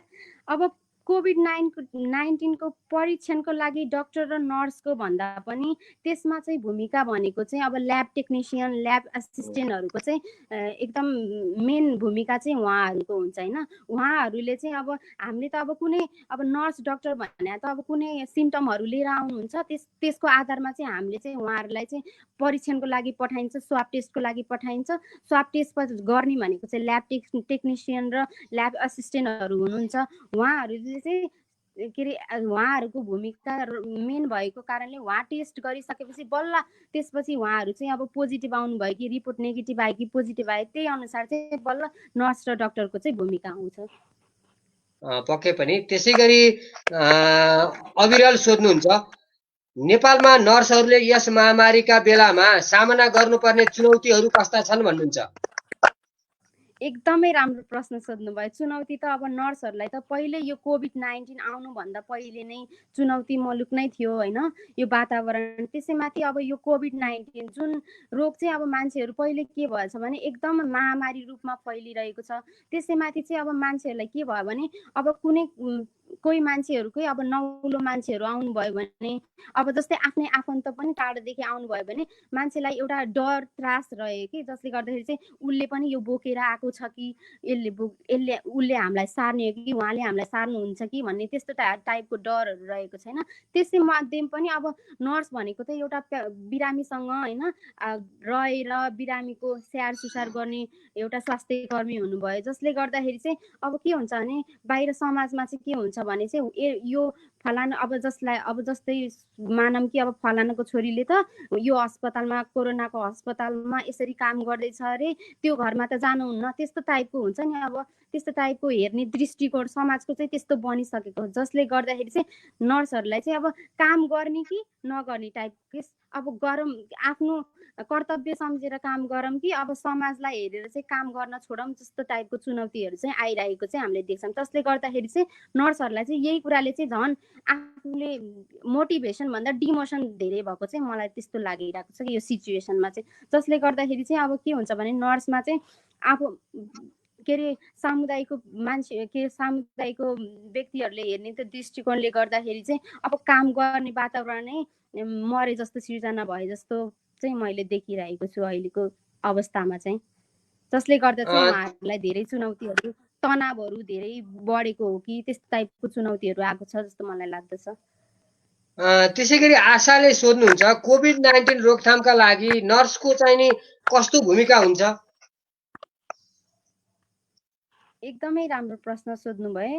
अब सामान्यतया अब हामीले अरू बिरामीहरूलाई चाहिँ अब नर्सले चाहिँ अरू बिरामीहरूलाई कस्तो टाइपको केयरहरू गर्नुहुन्छ होइन, त्यस्तै टाइपको हेरचाह नै कोभिड-19 को बिरामीहरूलाई गरिन्छ होइन। अब यसमा चाहिँ के हुन्छ भने यो चाहिँ अलि के अरे छिटै फैलिने खालको रोग भएको भएर छिटै नै यसले चाहिँ आफ्नो असर देखाउने भएको भएर चाहिँ यसलाई चाहिँ अब के हुन्छ भने चाहिँ यो कोभिड-19ले गर्दाखेरि चाहिँ नर्सहरूलाई चाहिँ के भइरहेको छ भने चाहिँ अब कस्तो डर डर लाग्दो खालको सृजना हुन्छ नि त्यस्तो टाइपको भइरहेको चाहिँ मलाई अनुभव भइरहेको छ कि पक्कै पनि किनभने यतिखेर सबैजना त्यसमा पनि अहिले यहाँले भन्नुभयो जस्तै स्वास्थ्य क्षेत्रमा काम गर्ने मान्छेहरूलाई समाजले पनि फरक नै किसिमले हेरिरहेका छन्। यहाँ प्रश्न पनि त्यस्तै छ। अर्को पूर्णजीले सोध्नुहुन्छ अहिलेको अवस्थामा डाक्टर नर्सलाई समाजले कसरी हेरिरहेको देख्नुहुन्छ भनेर भन्नुहुन्छ। यो त एकदमै के भनौँ कसरी जवाब दिउँ अब मान्छेले यो समाजले चाहिँ अलि चाहिँ पहिला पहिला चाहिँ डक्टर नर्स भनेर चाहिँ ए उहाँ त नर्स हो रे उहाँको छोरा त नर्स रे उहाँको छोरी त नर्स रे बुहारी नर्स रे भनेर जुन टाइपको सम्मानहरू दिने गर्नुहुन्थ्यो त्यो दृष्टिकोणले हेर्ने गर्नुहुन्थ्यो। अहिले चाहिँ के छ भने यो नर्स र डक्टर भनेको चाहिँ कोभिड-19 सार्ने स्रोत हो उनीहरू त हामीलाई सार्ने खालको स्रोत बनेका छन् भन्ने टाइपको दृष्टिकोणले चाहिँ समाजले हेरिरहेको छ कि तर चाहिँ उहाँहरूले बुझ्नु भएको छैन कि जब कि नर्सले डक्टरले चाहिँ कोभिड-19 को बिरामीलाई चाहिँ स्याहार गर्नुहुन्छ हेरचाह गर्नुहुन्छ उहाँहरूले पनि प्रोटेक्टिभ इक्विपमेन्टहरूको सहायताले मात्र सेयर गर्नुहुन्छ जसले गर्दाखेरि चाहिँ उहाँहरूलाई पनि यो रोगको सङ्क्रमण नहोस् अनि ताकि अनि पछि गएर चाहिँ उहाँहरूको समाजलाई पनि यो रोगको चाहिँ सङ्क्रमण नहोस् भनेर त्यो हिसाबले गर्नुभएको छ। तर समाजले चाहिँ यो चाहिँ बुझ्न खोजिरहेको पनि छैन तर बुझ्न पनि चाहेको छैन कि जस्तो मलाई चाहिँ लागिरहेको छ। त्यो हिसाबले समाजले चाहिँ ल हामी कार्यक्रमको अन्तिममा नि आएका छौँ। अब एउटा प्रश्न उहाँ चितवनकै देवकी गौतमले सोध्नुहुन्छ अहिलेको अवस्थामा कोभिड-19 लागेर भन्दा पनि त्रासले बढी डराएका छन्। यस्तो अवस्थामा नर्सको भूमिका कस्तो हुनुपर्छ? एकदमै राम्रो प्रश्न सोध्नुभयो उहाँले। प्रश्नको लागि धेरै धेरै धन्यवाद उहाँलाई। अब यो बेलामा चाहिँ नर्सको भूमिका भनेको चाहिँ सामान्यतया अब काउन्सिलिङ नै गर्ने हो जस्तो मलाई लागेको छ। भने किनभने चाहिँ काउन्सिलिङले गर्दाखेरि चाहिँ हामीले धेरै सङ्क्रमणहरू चाहिँ रुन सक्छौँ कि अब जस्तै के नर्स भनेको त एउटा अब जुन पेसेन्ट लाइभ देख्नु भयो नि त जुन कोरोना बिरामीलाई चाहिँ लाइभ देख्नु भएको छ उहाँले होइन त्यो कुरा चाहिँ अब उहाँले चाहिँ आफ्नो समुदायमा लगेर यस्तो यस्तो समस्या आउँछ यस्तो हुनसक्छ पछि यस्तो हुनसक्छ भनेर त्यही हिसाबले चाहिँ काउन्सिलिङ गर्दै जानुभयो भने चाहिँ अब समाजले पनि त्यही अनुसारको माइन्ड सेटअप गर्नुहुन्छ अनि त्यही अनुसारको चाहिँ के अरे त्यो कोरोनाबाट लड्नको लागि त्यसलाई चाहिँ त्यो कोरोनालाई रोकथामको लागि चाहिँ आफ्नो लागि चाहिँ पाइलाहरू चलाउनुहुन्छ समाजको व्यक्तिहरूले भने जस्तो चाहिँ मलाई लाग्छ। त्यही नै हो नर्सको भूमिका मेन भनेको चाहिँ काउन्सिलिङ नै हो जस्तो लाग्छ मलाई चाहिँ यो अवस्थामा चाहिँ। अब अन्त्यमा के भन्न चाहनुहुन्छ? अन्त्यमा चाहिँ म के भन्न चाहन्छु भने सम्पूर्ण दर्शकहरूलाई चाहिँ अहिलेको यो विश्वव्यापी कोभिड-19 कोमा चाहिँ धेरै त्रसित भएर नराख्नु होला।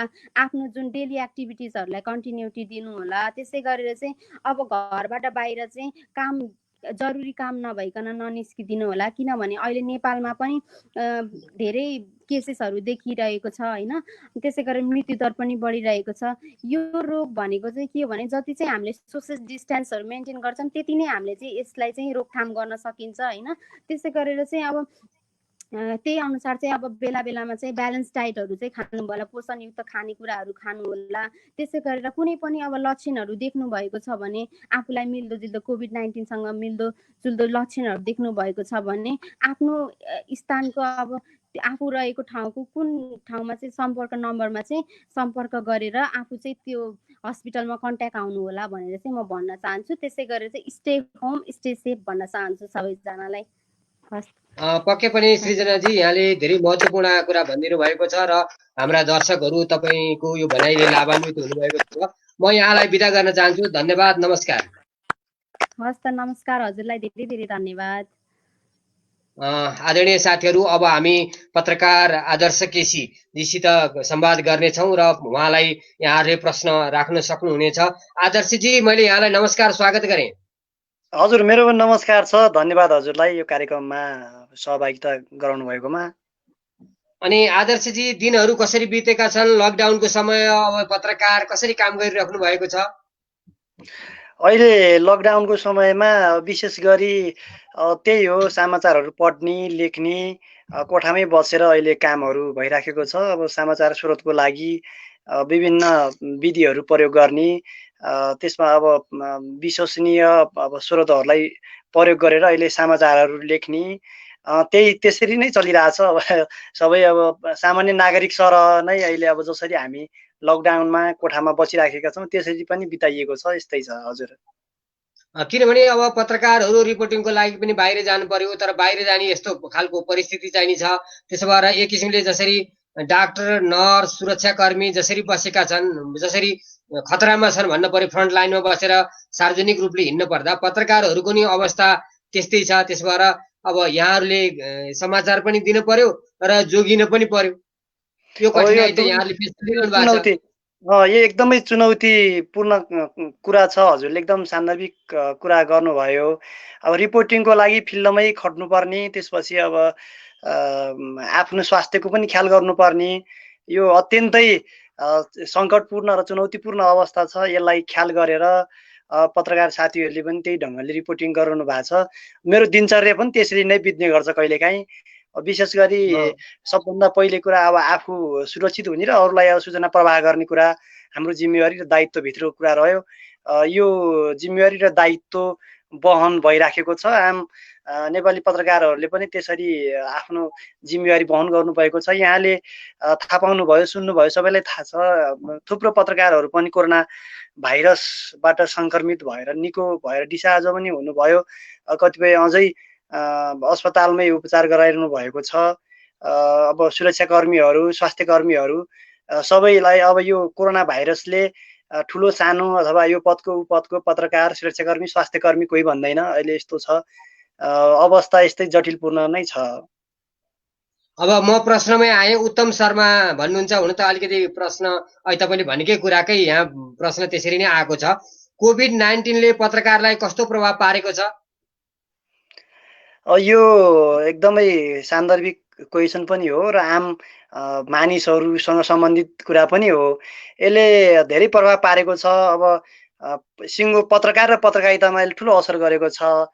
जस्तो पत्र पत्रिकाहरू प्रकाशनमा ठुलो चाहिँ एक खालको मन्दी देखिएको छ, अगाडि बढ्न सकेको छैन। कतिपय पत्र पत्रिकाहरू सञ्चार माध्यम के अरे सञ्चार गृहहरूले पत्रकारहरूलाई बिदा गरेका छन्। कारण हो अब समाचारको अभाव। अर्कोतिर अब यो आर्थिक अवस्था पनि डामाडोल छ यति बेला। सबैतिर प्रशस्त मात्रामा त्यसको यो उहरू घटिराखेको छ। पत्रिकाको ऱ्याङ्किङहरू सबै कुरा घट्दाखेरि एकातिर त्यो असर छ भने अब पत्रकारको व्यक्तिगत, पेसागत र व्यक्तिगत जीवनमा यसले ठुलो अर्थ राखेको छ। कतिपय पत्रकार साथीहरूको रोजीरोटी पनि गुम्ने खतरामा पुगेको छ। जागिरीबाट निकालिएका कुराहरू पनि छन्। ठुला मूलधारका मिडियाहरूले पनि पत्रकारहरूलाई सेवाबाट बर्खास्त गरेका कुराहरू छन्। त्यस्तै रिपोर्टिङमा पनि ठुलो चुनौती छ। पहिला जस्तो खुल्ला रूपमा अब त्यो चाहिँ तपाईँको कार्यस्थलमै गएर अथवा घटनास्थलमै गएर रिपोर्टिङ गर्न सक्ने अवस्था पनि छैन। विभिन्न स्रोतहरू प्रयोग गरेर घरमै बसेर यो प्रविधिको प्रयोगबाट पनि त्यसलाई चाहिँ अब एकदमै कठिन र चुनौतीपूर्ण अवस्थाको सामना गरेर रिपोर्टिङ गर्नु परेको छ। यो यावत समस्याहरू छ पत्रकारिता र पत्रकारहरूले भोग्नु परेको यति बेला वर्तमान अवस्थामा। त्यसै गरी विकासजी सोध्नुहुन्छ, पत्रकारको सुरक्षाको लागि के प्रबन्ध गरिएको छ भन्नुहुन्छ? पत्रकारको सुरक्षाको लागि त अब यो कोरोना भाइरसबाट सुरक्षित हुनको लागि त्यही हो, रिपोर्टिङको कुरालाई अरूले गरिदिने भन्दा पनि अब आफूले ख्याल गर्नुपर्ने कुरा हो। यसमा सम्बन्धित सञ्चार गृहले ख्याल गर्नुपर्छ। अब त्यो लगाउने सेटहरू त्योबाट सुरक्षित हुनको लागि अपनाउने उपायहरू त्यो ख्याल गर्नु पर्यो। अब राज्यले अलिकति सूचना प्रवाह गर्ने कुरालाई चाहिँ अहिले व्यवस्थित गरिदिएको छ। जस्तो स्वास्थ्य मन्त्रालयबाट प्राप्त गर्नुपर्ने सूचनाहरू हामीले दैनिक 4:15 बजे स्वास्थ्य तथा जनसङ्ख्या मन्त्रालयको नियमित पत्रकार सम्मेलन मार्फत जानकारी पाउने गरेका छौँ। त्यो अब लाइभ मार्फत पनि हामीले घरमै बसेर पनि त्योबाट आम नागरिक जस्तै हामीले पनि त्यसलाई जानकारी पाउन सक्छौँ। अरू अब फिल्डमा खट्दाखेरि धेरै कुराहरू छन्। यो जाँदाखेरि अब सबैसँग सूचना विभागको कार्ड नहुन सक्छ। सम्बन्धित सञ्चार गृहले जारी गरेको प्रेस पासले पनि काम नगर्ने, त्यसको लागि छुट्टै फेरि जिल्ला प्रशासनबाट पास लिनुपर्ने यावत चुनौतीहरू पनि छन्।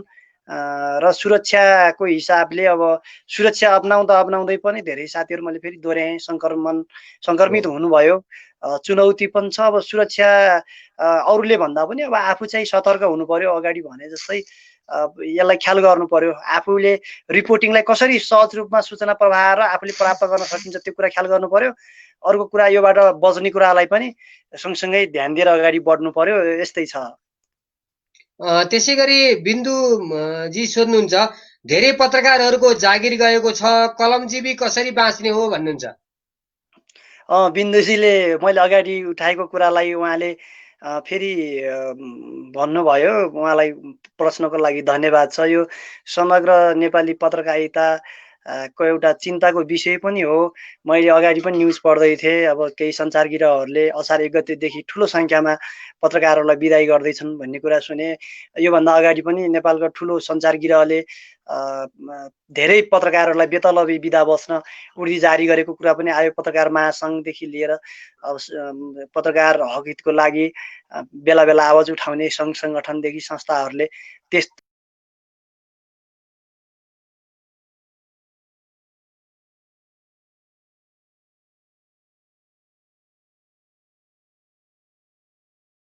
आबद्ध भएका पत्रकारहरूलाई 81 अहिले आएर यस्तो सङ्कटपूर्ण अवस्थामा बिदा गर्न खोज्नु अथवा अनेक बहानामा अब बेतलबी बस्न लगाउनु भनेको दुःखद कुरा हो। म त के भन्छु भने जति चाहिँ अहिले ठुलो संख्यामा पत्रकारहरू बिदाई हुँदैछन् अथवा गर्ने कुरा चाहिँ चलिराखेको छ, ती सञ्चार माध्यमहरू सञ्चार गिरहहरू तपाईको 2-3 वर्षसम्म यस्तै अवस्था आए पनि उनीहरूले थेक्न सक्छन् अथवा आफ्ना कर्मचारी पाल्न सक्छन् जस्तो लाग्छ मलाई। अथाह चाहिँ पैसा छ, तर यस्तो अवस्थामा आएर अहिले अब एउटा नि स्वार्थपूर्ति भन्छु म त, यसरी बिदा गर्नु दुःखद कुरा हो। यसमा अब सम्बन्धित निकायहरूले ध्यान दिनुहुन्छ भन्ने आशा अपेक्षा पनि छ। उहाँहरूको न्यायिक आवाजको लागि सबैको साथ सहयोग रहन्छ जस्तो लाग्छ मलाई। यति नै हो यसमा। त्यसै गरी प्रमोद जी सोध्नुहुन्छ, पत्रकारहरू अग्रभागमा रहन्छन् अरू रहे जस्तै, त्यसैले नेपाल सरकारले उनीहरूको लागि पनि केही व्यवस्था गर्नुपर्ने होइन भन्नुहुन्छ? हो, पक्कै पनि उहाँले भनेको कुरा एकदमै सान्दर्भिक र जायज पनि हो। यहाँ अब स्थिति अब अरू जस्तो छैन, यो दुःखदपूर्ण अवस्था छ। हामीलाई अरू सेवा सुविधा चाहियो भन्ने कुरा पनि छैन। मात्रै हामीले भनेको हामीलाई सहज रूपमा रिपोर्टिङको वातावरण मिलाइदिनु पर्यो भन्ने हो। यति बेला मात्र पनि होइन, अरू बेला पनि पत्रकारहरूको एउटा चाहिँ पेशागत मर्यादाको ख्याल गरिदिनुपर्छ जस्तो लाग्छ मलाई। राज्यको निकायहरूले आन्दोलन भइरहेका ठाउँहरूमा अब सुरक्षा निकायका उहरूले पनि यही हो मौका भनेर कुटपिट गर्ने, दुर्व्यवहार गर्नेदेखि लिएर अनेक कुराहरू पनि छन्। यो अरूभन्दा पत्रकारहरूको व्यक्तिगत सुरक्षादेखि लिएर एउटा पेशागत सुरक्षालाई पनि ख्याल गरिदिनुपर्छ राज्यले। यति गरिदियो भने पनि अलिकति प्रेस स्वतन्त्रता र निर्भीकताका साथ रिपोर्टिङ गर्ने वातावरण बन्छ। अब अहिले पनि तपाईँको हस्पिटलहरूमा अन्य ठाउँमा आन्दोलन भइरहेको ठाउँमा पत्रकार पुग्यो भने अरूभन्दा तपाईँको पत्रकार हौँ भन्ने अवस्था अलि असुरक्षित हुन्छ कि जस्तो अनुभूति पनि हुन्छ मलाई। कतिपय ठाउँमा कुटिनु भएको साथीहरू, टाउको फुटाइएका साथीहरू, त्यस्ता दृश्यहरू पनि हामीले देख्ने गर्छौँ। अलिकति सुरक्षाको व्यवस्था राम्रो गरिदियो भने त्यही नै हुन्छ पत्रकारको लागि खुसीको कुरा राज्यले।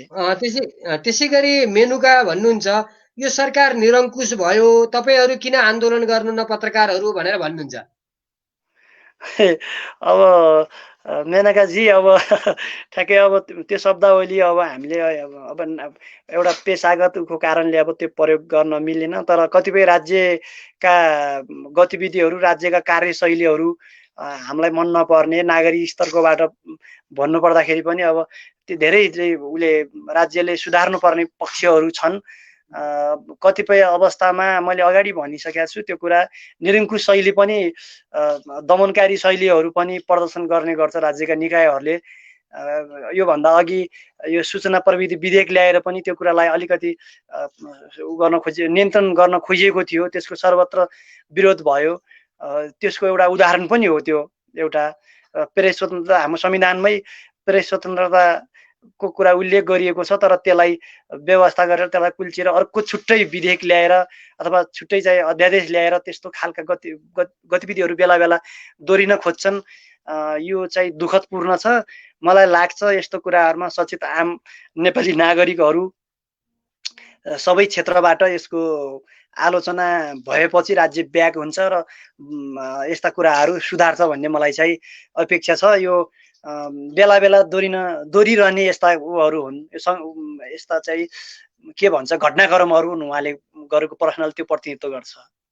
त्यसै गरी योगेशजी भन्नुहुन्छ ओम्नीले ल्याएको किट नक्कली भन्छन्, त्यसैले परीक्षण गर्छन्, एउटै व्यक्तिमा पोजिटिभ देखिन्छ, एक दिनपछि नेगेटिभ देखिन्छ।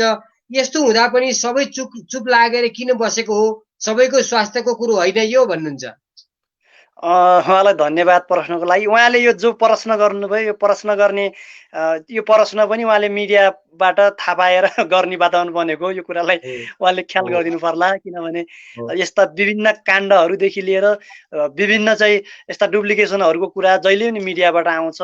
अब मिडिया पनि अहिलेको यो बढ्दो मिडियामा पनि विकृति छ। आफूले कुन मिडियालाई विश्वसनीय ठान्ने अथवा आफूले कुन अनलाइन पोर्टलहरू न्युजहरू पढ्ने र त्योबाट कस्तो खालको ज्ञान प्राप्त गर्ने भन्ने कुरा आफूले ख्याल गर्नुपर्ने कुरा हो। मलाई लाग्छ मिडियाले यी कुराहरूलाई देखेपछि अदृश्य कुरा अब आफ्नो ठाउँमा रह्यो, खोज्नुपर्ने खोजमूलक रिपोर्टहरू त्यस्ता दबिएका कुराहरू मिडियाले ल्याइरहेको छ। र अझ त भन्छु म, नेपालमा लोकतन्त्रको साँच्चीकै अनुभूति मिडियाले नै गराएको छ। यहाँहरूले हेर्नुभयो भने विशेष गरी ठुल्ठुला जति ठुला काण्डहरू छन्, यो नेपालमा भइराखेका भ्रष्टाचार काण्डदेखि लिएर अनेक कुराहरू मिडियाबाटै आएको। यसलाई एकदमै हेर्नुपर्छ। अब मिडियाका पनि कमी कमजोरी होलान्, मिडियाले पनि सुधार्नुपर्ने पक्ष धेरै होलान् होइन, तर अहिलेको नागरिकको आवाज भनेकै मिडिया हो यति बेलाको अवस्थामा पनि। अझ भन्नुपर्दाखेरि त्यसै गरी सन्तोष भन्नुहुन्छ त्यही प्रश्नलाई नै कन्टिन्यू हुने जस्तो छ। यो व्यापक रूपमा भ्रष्टाचार अनियमितता भएको कुरा पत्र पत्रिकामा आउँछन्, मुद्दा हालिन्छ, तर सम्बन्धित निकाय मौन रहन्छ, यो के हो यो भन्नुहुन्छ? म मिडिया भनेको मिडियाले देखाउने हो, अब राज्य त्यसमा जिम्मेवार हुनुपर्ने हो। मिडिया आफैमा अदालत होइन, कानुनी निकाय होइन। त मिडियाले भनेको देखाउने हो, तर उहाँले हामीले के बुझ्नु पर्यो भने हाम्रो राज्य संयन्त्र, त्यसपछि हाम्रो यो एउटा चाहिँ राज्यको यस्ता घटनाहरूप्रति कतिको जवाबदेहिता छ, यी कुराहरूलाई हामीले हेर्नुपर्ने हुन्छ। हामीलाई पनि दुःख लाग्छ, कत्रो घटनाहरू बाहिर मिडियाले ल्याइदिन्छ, तर पछि निरन्तर फलो पनि गरेर राख्छ, तर ती कुराहरू डिसमिस भएर सेलाएर जान्छन्। यो दुःखदपूर्ण कुरा हो। अब अन्यत्र विदेशतिरको अभ्यासहरू हेर्ने हो भने सानो त्रुटि पनि मिडियामा आयो भने राज्यले एक्सन लिन्छ र त्यो एउटा ठुलो इस्यु बन्छ। त्यस्तो व्यक्तिहरूलाई, त्यस्तो निकायहरूलाई कारबाही हुन्छ र फेरि अर्को घटनाहरू दोहोरिँदैनन् अन्यत्र अरू मुलुकहरूमा। र हाम्रो देशमा विडम्बना जति ठुला काण्डहरू मिडियामा आए पनि, चर्चामा आए पनि, त्यसलाई अब डिसमिस पारिँदै आएको छ। यो विगतदेखिकै परम्परा हो। आशा गरौँ आगामी दिनहरूमा यस्ता कार्यहरूको अन्त्य होस्, राज्य चाहिँ अलिकति कडा रूपमा प्रस्तुत होस् भन्ने चाहिँ कामना मात्रै गर्न सकिन्छ। पक्कै पनि अब यहाँ पनि खोजमूलक पत्रकारितामा एकदमै अग्रणी हुनुहुन्छ, किनभने यो पछिल्लो समय भएको रुकुम चौरझारीको घटनालाई यहाँले एकदमै फलोअप गरिराखेर त्यसका तथ्यहरू निकालिराख्नु भएको छ। अलिकति त्यो विषयमा पनि आज यहाँ छलफल गर्न चाहे मैले, किनभने अब त्यो एक किसिमले संयुक्त राष्ट्र सङ्घमा समेत त्यसका बारेमा प्रश्न उठ्ने र त्यसको उत्तर खोज्ने खालको पनि भएको छ। र यहाँ पनि जहाँ छानबिन गरिरहेको प्रहरी चौकीमाथि नै हस्तक्षेप भयो। यहाँले अत्यन्तै नजिक बसेर त्यसको रिपोर्टिङ गर्नु भएको थियो, त्यसको बारेमा अलिकति बताइदिनुहोस् न। एकदमै मलाई मनमा लागेको कुरा पनि यहाँले भनिदिनु भयो। यो अहिलेको अवस्थामा एउटा क्षेत्र निकै तात्तिराखेको एउटा अत्यन्तै दुःखदपूर्ण घटना हो। उक्त घटना म अब हाम्रो श्रोताहरूलाई पनि, म दर्शकहरूलाई के भन्न चाहन्छु भने, म त्यहीँको स्थानीयवासी भएको कारणले पनि मैले केही कुराहरू यहाँहरूसँग भन्न चाहन्छु। घटना अत्यन्तै क्रूर अपराधिक घटना हो। त्यो घटनामा संलग्नहरूको एकदमै हाम्रो नेपालको जुन कानुन छ, मान्छे मार्नेहरूलाई त्यही कानुन अनुसार कारबाही हुनुपर्छ भन्ने मेरो चाहिँ धारणा छ। र सँगसँगै म अब अलिकति केही कुराहरूलाई म यहाँ भन्न चाहन्छु। यति बेला अब घटनाहरूलाई विभिन्न कोणबाट विश्लेषण गरिएको छ। अब धेरैले त्यो घटनालाई जातीय कारण हो, अब अन्तर्जातीय बिहेका कारणले त्यो घटना घट्यो भन्नुभएको छ। अब त्यो कारण पछि खुल्दै गर्ला होइन। अहिले त्यो अनुसन्धानले र पछि चाहिँ अदालतले फैसला गर्ने कुरा हो त्यसको। र समग्रमा त्यो घटना चाहिँ हत्या भएको हो, यसमा दुई मत छैन। गाउँले हरू संलग्न भएर त्यो घटना चाहिँ घटेको हो, त्योमा पनि दुई मत छैन। तर अलिकति यो जातीय कुरालाई अन्तर्जातीय कुरालाई अलिक बढी चाहिँ उचाइ लिएको हो कि अथवा त्यसलाई बढी जबरजस्त घुसाइएको हो कि भन्ने कुरा चाहिँ त्यो त्यसको तथ्यको खोजी गर्नुपर्छ भन्ने मैले सुरुदेखि म व्यक्तिगत रूपमा पनि त्यो अडान गरेर राखेको छु। यो कसैलाई चित्त नदुखोस्। अब त्यो घटना तत्कालीन आवेगपूर्ण र अपराधिकपूर्ण घटनाको रूपमा त्यसलाई लिन सकिन्छ, किनभने त्यो घटनामा मारिनेहरू घाइते हुनेहरू एउटा जातको मात्रै छैन, त्यो अन्य जातको अझ त ठकुरी जातको मान्छेहरू पनि त्यो घटनामा चाहिँ पीडित बनेको अवस्था छ। यसलाई अलिकति गम्भीरतापूर्वक लिनुपर्छ। धेरै आयोगहरू अस्ति हिजो मात्रै अब देवेन्द्र पौडेलको संयोजकत्वमा संसदीय छानबिन समिति आयोग पनि गठनभयो। विभिन्न कोणबाट अरू सामाजिक नागरिक समाजका सङ्घ संस्थाहरूले पनि त्यसको प्रतिवेदनहरू सार्वजनिक गरिनुभएको छ। योभन्दा अगाडि म एउटा तथ्य भन्छु यहाँलाई, जो मेरो अडान छ त्यो अडानसँग त्यो तथ्य पनि मिल्न सक्छ। जस्तो अहिले जति प्रतिवेदनहरू इन्सेकले पनि प्रतिवेदन निकाल्यो, तर पनि उहिले प्रतिवेदनको निष्कर्षमा अन्तर्जातीय विवाहका कारणले त्यो घटना घटेको भन्ने तथ्य निकालेको छैन। तर बाहिर आम मानिस अथवा देशव्यापी रूपमा यो अन्तर्जातीय कारणले भइराखेको छ भन्ने त्यस्तो खालको एउटा मानसिकता सबैमा छ। अनि त्यसपछि अरू दलित सङ्घ सङ्गठनहरूले पनि प्रतिवेदन निकालेका छन्। उहाँहरू यसअघि निकालेका प्रतिवेदनहरू, हिजोसम्म निकालेका प्रतिवेदनहरूमा कुटी कुटी हत्या गरी मारिएको छ भनेको छ। अहिले मान्छेहरूले खोजिराखेको भनेको कारण खोजेको, मुख्य कारण खोजेको भनेको अन्तर्जातीय हो कि होइन भन्ने कारण खोजिराखेका छन् मान्छेहरूले। हो, यही कारण चाहिँ यसको कारणको खोजी गरिनुपर्छ भन्ने कुरा महत्त्वपूर्ण कुरा हो। अब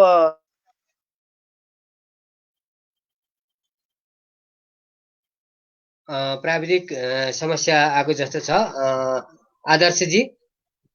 हजुर हजुर आएको छ हजुर, सुनेको छु मैले। अलिकति यहाँ प्राविधिक कुराले गर्दाखेरि हो।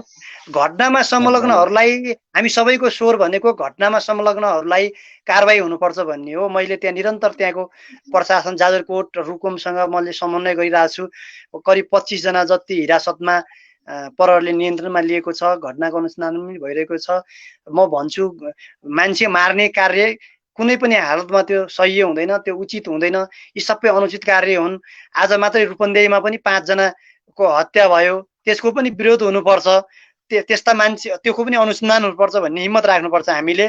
एउटा कुनै जात धर्म वर्गलाई जोडेर हामीले त्यो घटनाहरू बोक्यौँ भने अरू घटनाहरू पनि ओझेलमा पर्छन्। छुवाछुत भनेको अत्यन्तै अमानवीय एउटा चाहिँ तपाईँको गर्नै नहुने मानव कलङ्क व्यवहार हो। यदि त्यस्तो कुरा साबित भयो भने झन् त्यो घटना अझै कुरो हुनेछ। मलाई कामना छ त्यो साबित हुने नहोस् भन्ने म कामना गर्दछु। र त्यो घटनाको विषयमा अब हामीले अपेक्षा गर्ने भनेको अब त्यसलाई राजनीतिकरण नगरियोस्, घटनामा संलग्नहरूलाई नजोगाइयोस् भन्ने हो। तर घटनाको तथ्य हामीले बुझ्न चाहिँ, किनभने अब यतिखेर विश्वमा पनि अब देखिएको जस्तो अमेरिकामा गोरा र कालाको द्वन्द्व हुँदाहुँदै त्यो बेलायतसम्म आइपुग्यो भनेको छ। र त्यो किसिमको जस्तो हाम्रो यहाँ एक किसिमले दलित उत्पीडित भएर बसेको लामो समय भन्ने कुरो पनि छ। त्यो फेरि सत्य पनि हो। र फेरि त्यसको बीज सुरु मूल भन्ने हो भने जतिखेर यतिखेर ब्राह्मणहरूको पनि चर्चा चलेको छ। र ती ब्राह्मणहरूकै जातिकै रूप हो त्यो, त्यस्तो त्योभन्दा फरक अर्थात् त्यो जुन दलित भनिन्छ त्यो त मूल रूपको ब्राह्मणै हो। त्यसबाट मात्रै त्यसको आउने क्रम छ। किनभने उपाध्याय बाहुन घट्ने, क्षेत्रीको संख्या बढ्ने र त्यसैको क्रमसित दलित भनेर आउने कुराहरू छन्। तर पनि हाम्रा संविधानहरूले धेरै कुरालाई समेटेको पनि छ। र यो विषय सँगसँगै यतिखेर संयुक्त राष्ट्र सङ्घमा नि पुगेको भन्ने छ। एउटा संयुक्त राष्ट्र सङ्घमा पुगेको भन्ने, अर्को चाहिँ नि त्यो चौकीमाथि जसरी हमला भयो र एउटा बर्बर खालको एउटा कानुनी राज्य नमान्ने खालको घटना भयो, यसलाई कसरी हेर्नु भएको छ? यो अब रुकुम विशेष गरी हामीले धेरै दुःख झेल्यौँ। अब एउटा पक्षलाई मात्रै भनिँदैन, द्वन्द्व को समयमा राज्य तथा तत्कालीन विद्रोही पक्षबाट सबै नागरिकहरू प्रभावित भए र त्यसको अलिक बढी प्रभाव भनेको रुकुम रोल्पातिर पर्यो। त्यो त्यति बेला यी हजुरले अगाडि भनेका कुराहरू सबै जो सामाजिक विकृतिका कुराहरू छन् यसमा ठुलो सुधार भएको हो। वास्तवमा त्यो त्यति बेला सहरमा भन्दा गाउँमा धेरै कुराहरूको सुधार भएको थियो। त्यसको प्रभाव अहिले पनि छ। अन्तर्जातीय छुवाछुतका कुराहरूदेखि लिएर भेदभावका कुराहरू त्यति बेलादेखि नै एउटा अन्त्य भएका कुराहरू हुन् र त्यो पछि शान्ति प्रक्रियापछि आंशिक रूपमा त्यो पुनरावृत्ति पनि भयो। त्यो हटेका कुराहरू फेरि जोडिन पुगे र हजुरले भने जस्तै हाम्रो समाजमा दलित र अरू गैर दलित बीच मात्रै यो छुवाछुत अथवा भेदभाव छ भन्दैन म। यहाँ अब कथित उपल्लो जातमा पनि त्यस्तो जातीय विभेदहरू छ। जस्तो हजुरले भने उपाध्याय बाहुनले अब अर्को त्यो अलि तलकोलाई नपत्याउने होइन, अब त्योमा अलि तल तल हुँदै इभन त्यो दलितसम्म पनि छुवाछुत छ। चरण चरण छ। यो त अन्त्य हुनै पर्छ। यहाँ अलिकति बढी अलिक देखावटी भनेको दलित र गैर दलित बीचको यो अलिक बढी चाहिँ देखिने गर्छ। यो ठुलो समस्या हो। यसलाई यो अन्त्य अब हाम्रो कानुनमा पनि यसलाई चाहिँ ठुलो अपराध मानिन्छ। छुवाछुत भनेको यसलाई अलिकति यो गैर कानुनी कार्यको रूपमा लिइन्छ। यो अन्त्यको निम्ति यो घोषणा गरेर सम्भव हुँदैन रहेछ। यो व्यवहारमै अब एउटा चाहिँ लागू भयो भने मात्रै हो। त्यहीमा पनि मैले उदाहरणको रूपमा त्यही जो सोती गाउँमा पनि थुप्रो त्यो दलित र ठगुरी बीच पनि त्यहाँ बिहे भएको त्यस्ता उदाहरणहरू हामीले हेऱ्यौँ, देख्यौँ, सुन्यौँ। अब मेरो जिल्ला रुकुममा पनि त्यस्तो अब राम्रो पदमा पद प्रतिष्ठामा बस्नुभएका मान्छेहरूले पनि त्यो व्यवहारमै लागू गरी देखाउनु भएको छ। अनि पद प्रतिष्ठामै बस्नुभएकाहरूले त्यो स्वीकार्नु पनि भएको छैन। फेरि यो सबै चाहिँ सबै समाधान पनि हुने रहेनछ होइन। सबै यो केही कुरा पनि सबै अलिकति बाँकी रहँदो रहेछ। त्यो भएर यसलाई अब कुन ढङ्गले बुझ्ने सबभन्दा ठुलो मूल समस्या हो कि होइन भन्ने कुरा हो। मूल समस्या छैन, तर कता कता चाहिँ छ। कता कता छ। मान्छे खान बस्न रमाइलो गर्न सबै गर्छ, तर लास्टमा चाहिँ बिहे गर्दाखेरि स्वीकार्दैन, उसको परिवारले स्वीकार्दैन। अथवा त्यो भोलि यस्तो हुन्छ हामी मिल्दैन भनेर स्वयं दलितले पनि अथवा नस्वीकार्ने अवस्था भएको हुनाले त्यो हुनसक्छ। यो नवराज र त्यो यो जो घटना घट्यो यसमा सहायक कारण चाहिँ यो अन्तर्जातीय बिहे हुनसक्छ। सहायक कारण त्यो घटनाको मलाई लाग्छ अब खोज्दै जाँदाखेरि सहायक कारण त्यो बन्न सक्छ। त त्यति बेला त्यो चाहिँ तपाईँ 19 जना जति केटा लिएर दिउँसै अब 4 के अरे 4:30, 5, 6 बजेको समयमा त्यसरी जानु भनेको त्यो केटीलाई थुतेर घर लग्ने उद्देश्य हो कि अथवा घुम्ने उद्देश्य हो के हो, यो कुरा राम्ररी अब हामीले त अरूले अब सुनेको आधारमा धारणा बनाउनु भएको छ। हामीले चाहिँ केही न केही कुरा अलिकति त्यहाँ अलि नजिक टच भएर कुराहरू भनिरहेको छु। यसमा कसैलाई चित्त नदुखोस्। मैले कसैको मानमर्दन गरे होइन। अब अहिले फेरि सामाजिक सञ्जालमा मैले अब यति कुरा युट्युबमा बोलेर राखेँ भने तल मलाई अनेक तरिकाले गाली गलौजहरू आउँछ। हामी भनेको सभ्यता प्रकट गर्नुपर्छ, सबैका कुरा सुन्ने बानी बहाल्नुपर्छ। अस्ति यस्तै मेरो जस्तै धारणा अनि वरिष्ठ पत्रकार किशोर नेपालले राख्नु भएको थियो। उहाँको धारणा मलाई एकदम मन परेको थियो, तर तल उहाँका आएका कमेन्टहरू हेर्दाखेरि चाहिँ मलाई एकदम दुःख लागेको थियो। हामी आवेगमा आएर होइन, हामीले अब हाम्रो कानुनी राज्य छ, न्यायोचित कुरा गर्न सबैलाई अधिकार छ। यो कुरा चाहिँ ख्याल गर्नुपर्छ भन्छु म। अब मान्छेले आमा धारणा बनाउँछन्। यही घटनालाई पनि अब विभिन्न कोणले व्याख्या गरिएको छ। फेक आइडीहरू बनाएर अर्को समाजमा भरम छर्ने काम भएको छ। केटी चाहिँ केटीको बारेमा अनेक उसको चाहिँ त्यो त अर्को हजुर त्यो अर्को पक्ष भयो। अब ठिक छ, त्यसमा एउटा किसिमको छानबिन होस्, तर यहाँले आफ्नो किसिमले आफ्नो मिडिया मार्फत त्यसको सत्य तथ्य खोज्ने प्रयास गर्नु भएको छ। पक्कै पनि कठिनाइहरू छन्। अब हामी कार्यक्रमको अन्तिममा आइपुगेका छौँ। अन्तिममा यहाँ के भन्न चाहनुहुन्छ? अन्तिममा सबै यति बेला यो कोरोना भाइरसको महामारीबाट कसरी बच्न सकिन्छ, हामी सबै नेपालीहरू एकले अर्कोलाई सहयोगको खाँचो पनि छ। यति बेला स्थिति यसको असर धेरै वर्षसम्म पनि रहन सक्छ।